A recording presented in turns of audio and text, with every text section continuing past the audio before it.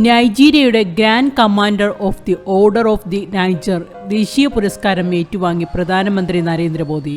Nigerian president Bola Ahmed Tinubu ആണ് മോദിക്ക് പുരസ്കാരം സമ്മാനിച്ചത്.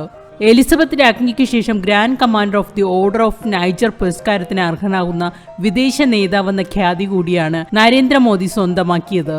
1969 എലിസബത്ത് രാജ്ഞിക്ക് നൈജീരിയൻ ഭരണകൂടം പുരസ്കാരം നൽകിയത്. 45 വർഷങ്ങൾക്ക് ശേഷം മറ്റൊരു വിദേശ നേതാവായ മോദി പുരസ്കാരം ഏറ്റുവാങ്ങിയപ്പോൾ അത് ഇന്ത്യയ്ക്കും അഭിമാനമായി. മോദിക്ക് ലഭിക്കുന്ന 17ാമത്തെ രാജ്യാന്തര പുരസ്കാരമാണ് grand commander of the order of the Niger.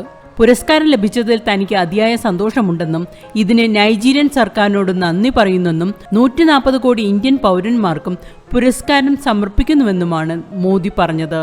ഇന്ത്യയും നൈജീരിയയും തമ്മിലുള്ള അഗാധമായ സൗഹൃദം തുടരുമെന്ന് വ്യക്തമാക്കിയ ശേഷമാണ് മോദി നൈജീരിയയിൽ നിന്നും മടങ്ങിയത്.